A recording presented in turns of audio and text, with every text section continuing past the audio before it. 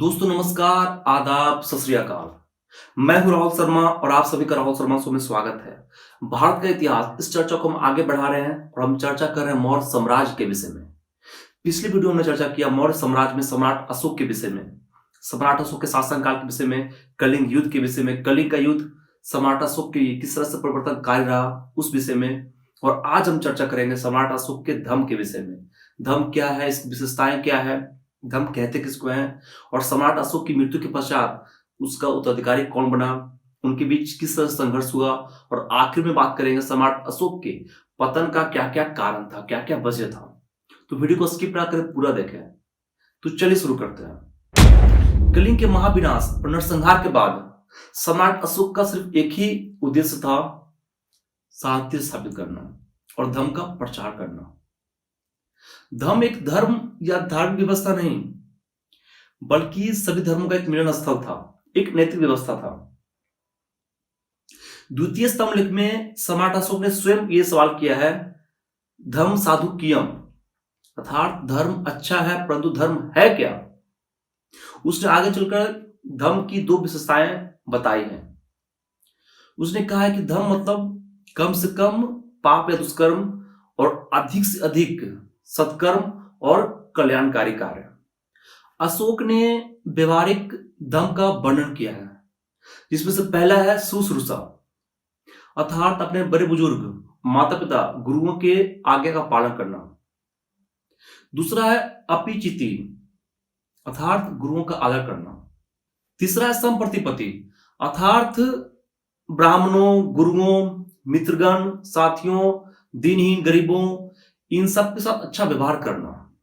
चौथा है दानम, अर्थात सन्यासियों, मित्रगणों, बड़े बुजुर्ग, इन सब के प्रति उदार का भाव रखना।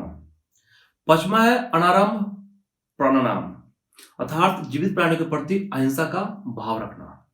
छठा है अपव्ययता अपभानता च, अर्थात कम से कम धन व्यय करना, कम से कम धन संचय करना और बचत धन में संयम रखना। सातवां है सत्यम, अर्थात सच्चाई। आठवां है धम्म रीति, अर्थात नैतिकता का पालन।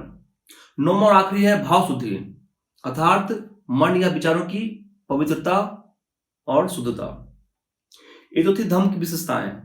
अब चर्चा करते हैं कि अशोक के प्रांतीय शासन कैसा था। अशोक का साम्राज्य 4 प्रांतों में विभाजित था। प्रत्येक प्रांत का जो शासक था वो राजकुमार होता था। इन स्थान पर सम्राट का जो विश्वास पात्र लोग होते थे वो नियुक्त किए जाते थे और इन्हें परदेशी कहा जाता था। इनका मुख्य कार्य कर वसूलना, फौजदारी मुकदमे को देखना, चोरों को पकड़ना और आदिवासियों पर नियंत्रण रखना होता था। अब चर्चा करते हैं कि अशोक की मृत्यु के पश्चात उसका कौन उत्तराधिकारी बना और इनके बीच क्या क्या संघर्ष हुआ। 232 ईसा पूर्व में सम्राट अशोक की मृत्यु हो गई। कई अभिलेखों में उसकी पुत्री संघमित्रा और पुत्र महेंद्र का वर्णन आता है। अशोक के अनेक पुत्र थे, जिसमें सबसे बड़ा पुत्र कुणाल था। वायु पुराण में इस बात का वर्णन है कि अशोक की मृत्यु के पश्चात कुणाल को ही मगध का सिंहासन मिला और अशोक के समय से ही कुणाल का पुत्र संप्रति युवराज के पद पर नियुक्त था। कुणाल के समय से ही संप्रति ने शासन कार्यभार संभालना शुरू कर दिया था। कई ग्रंथों में अशोक का जो उत्तराधिकारी है वो संप्रति को ही माना जाता है। कुणाल के शासनकाल से ही मौर्य साम्राज्य का विघटन होना शुरू हो गया था और खंड खंड में बंटना भी शुरू हो गया। कुणाल के समय में ही कश्मीर मौर्य समाज के प्रभुत्व से अलग हो गया और अशोक का पुत्र जालोक वहां पर एक अलग राज स्थापित कर दिया। आंध्र भी कुणाल के समय में ही अलग हो गया। कुणाल की मृत्यु के पश्चात उसका पुत्र दशरथ मगध गद्दी पर बैठा, किंतु शासन का जो असली बागडोर है वो अभी भी संप्रति के हाथों में था। संप्रति और दशरथ दोनों भाई थे। संप्रति योग्य युवराज होने के कारण अशोक, कुणाल और दशरथ तीनों के समय में शासन कार्यभार संभालता रहा। दशरथ को कोई पुत्र नहीं था, इसलिए संप्रति को ही सिंहासन प्राप्त हुआ और ऐसा कहा जाता है कि अशोक के समय से ही संप्रति प्रभावशाली रहा। एक बार की बात है कि उसने सम्राट अशोक को भी राजकोष से बौद्ध भिक्षुओं को दान देने के लिए निषेध कर दिया था। कुणाल और दशरथ के समय में भी शासन का जो वास्तविक बागडोर है वो संप्रति के हाथों में ही रहा। इसलिए अनेक प्राचीन ग्रंथों में अशोक का जो वास्तविक उत्तराधिकारी है वो संप्रति को बताया जाता है। बौद्ध साहित्य में जो स्थान सम्राट अशोक को प्राप्त है वही स्थान जैन साहित्य में संप्रति को प्राप्त है। जैन अनुश्रुतियों के अनुसार संप्रति जैन अनुयायी था। उसकी जो प्रमुख राजधानी थी वो दो थी, उज्जैनी और पाटलिपुत्र। 207 ईसा पूर्व में उसकी मृत्यु हो गई। संप्रति की मृत्यु के पश्चात शालिशुक मगध गद्दी पर बैठा। शालिशुक संप्रति का भाई था और उसको वध करके मगध गद्दी पर बैठा। मौर्य वंश का अंतिम सम्राट बृहद्रथ था, लेकिन एक अमात्य पुष्यमित्र ने बृहद्रथ को सेना के सहयोग से वध करवा दिया और शासन का बार अपने हाथ में ले लिया। और इस तरह से एक महान मौर्य साम्राज्य का पतन हो गया 184 ईसा पूर्व में। आखिर मौर्य साम्राज्य के पतन का क्या क्या कारण रहा था, क्या क्या वजह था, आइए जानते हैं। पहला कारण था साम्राज्य की विशालता। चंद्रगुप्त और अशोक ने मौर्य साम्राज्य को काफी बढ़ाया और अशोक के समय में ये काफी ऊंचाई पर पहुंचा, किंतु उसके उत्तराधिकारी ने उनकी रणनीतियों को सुदृढ़ नहीं रख पाए और अंत में पुष्यमित्र के सामने घुटने टेक दिए। दूसरा कारण था मौर्य समाज के पतन का, वो था अशोक के उत्तराधिकारी। अशोक की मृत्यु के ठीक 50 वर्ष के बाद ही मौर्य समाज का पतन होना आरंभ हो गया, ढहना शुरू हो गया।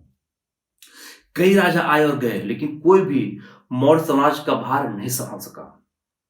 अशोक की मृत्यु के पश्चात उसका पुत्र जालुक ने कश्मीर में एक अलग राज्य स्थापित कर लिया। वीरसेन ने भी गांधार राज्य स्थापित कर लिया और इधर कलिंग भी अलग हो गया। तो इस तरीके से सही उत्तराधिकारी नहीं होने की वजह से मौर्य समाज का पतन हो गया। तीसरा कारण था मौर्य साम्राज्य के पतन का, वो था प्रांतपतियों का अत्याचार। मौर्य साम्राज्य में शासन की जो बागडोर थी वो वहां के प्रांत के गवर्नर के पास रहती थी। मौर्य साम्राज्य की नीतियां तो जनहितैषी थी, कल्याणकारी थी, किंतु वहां के जो प्रांतपति थे, गवर्नर थे, उनकी नीतियां क्रूर होती थी। वो जन समर्थन के साथ क्रूर होते थे। और कहते हैं ना कि साम्राज्य कितना भी सुदृढ़ क्यों ना हो, लेकिन जन समर्थन का अगर विश्वास आपको प्राप्त नहीं है, सहयोग प्राप्त नहीं है, तो एक दिन उसका पतन होना निश्चित है। और यही कारण बना मौर्य समाज के पतन का। चौथा और आखिरी कारण था मौर्य साम्राज्य के पतन का, वो था यातायात के साधनों का अभाव। मौर्य साम्राज्य पूरब से लेकर पश्चिम तक, उत्तर से लेकर दक्षिण तक फैला हुआ था। इतना विशाल साम्राज्य पर नियंत्रण रख पाना कठिन था। आवागमन के साधनों के अभाव में राजा इन पर नियंत्रण नहीं रख पाए और ये धीरे धीरे हर राज्य अलग होना शुरू हो गया उस पर नियंत्रण नहीं रखने की वजह से।